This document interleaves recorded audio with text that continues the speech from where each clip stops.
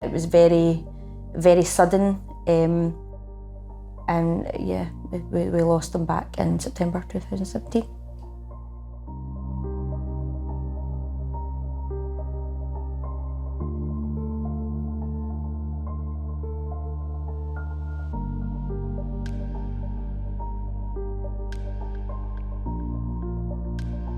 My brother Callum was a very unique young man. He was really into music. I was a white Scottish rapper with ginger hair, which is, again, not what you would expect from someone who is really prolific in the Scottish rap scene. He was just a very loving and caring boy, and he was always, for me, he was a boy. He was 9 years younger than me, so he always seemed like a kid to me, even though by the time that he had grown up, we were going to the same clubs, which was very unusual, seeing your little brother in the same nightclubs as you. He was a very loving and caring little soul, quite gentle, and yeah, just a nice person.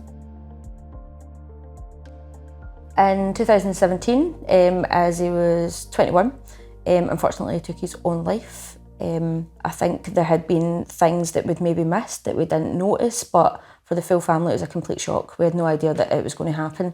He literally went to his bed, get back up, got an Uber, and then disappeared, and then that was it. It was very, very sudden, and yeah, we lost him back in September 2017.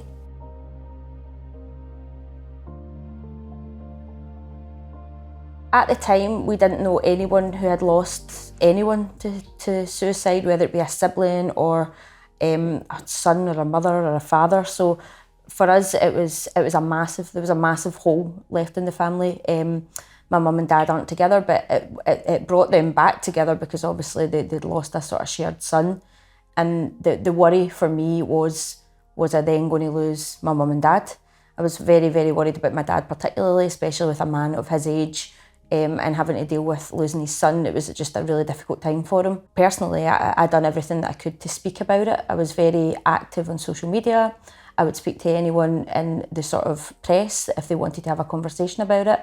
And I think that was the way that I dealt with it, whereas for them it was a different sort of struggle. They didn't really know how to cope. And I think obviously it was a lot harder for them, but for me as well, we just didn't really know what to do. It was really difficult to know who to turn to or what you should say and what you shouldn't say.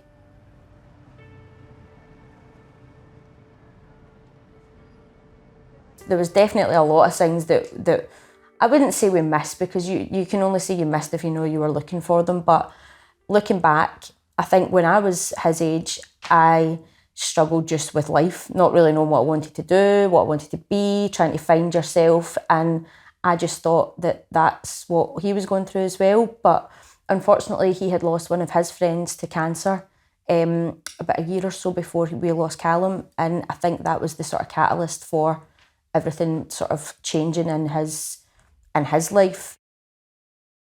The person that he lost was really close to him. He seen him as a sort of mentor, as a sort of big brother figure, and he took it harder than what we knew.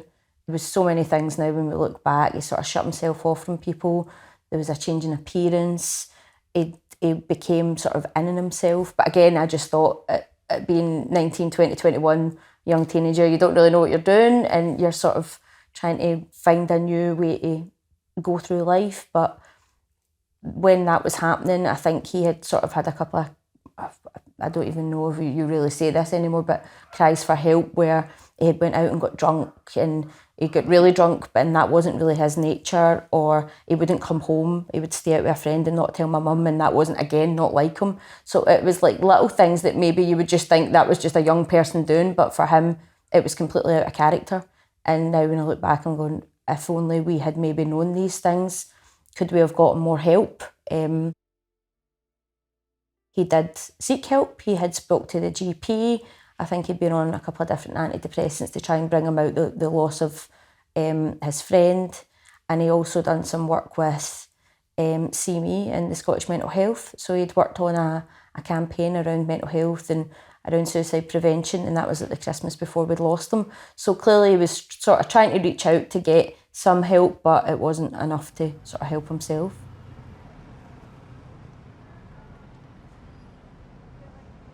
the thing that I would always say is that you need to ask.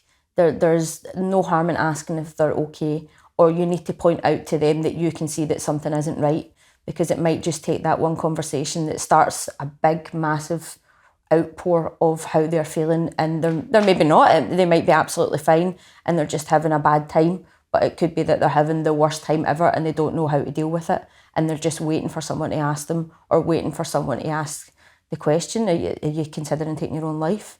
Are you that bad? Are things that bad that you don't know what to do? People might be afraid of asking questions like, are you feeling suicidal? But looking back now, if we had asked those questions, could it have potentially saved his life? Would it have changed this whole thing? Would I have to be sitting here having these conversations about suicide because I'd asked those questions and it hadn't happened? So I would much rather have asked the difficult questions than having to deal with the consequences of not asking them. First of all, I'd say if you have the conversation and you can't deal with it yourself, you really need to get help for you too. And I would kind of go in knowing what is out there. So the Samaritans is great. There's Breathing Space. The Scottish Mental Health Association have a brilliant website where there's lots of resources. If there's a specific problem like a money worry or an eating disorder, there is sort of other pathways that you can go down that are really unique to each situation that can offer the best support. I mean, you can't be worried about someone and not get help because you're scared that you're going to break their confidentiality.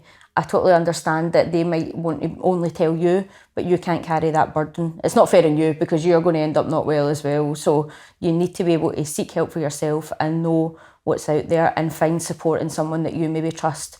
And you don't need to go into details, but you need to tell them that there's a situation that you need help with.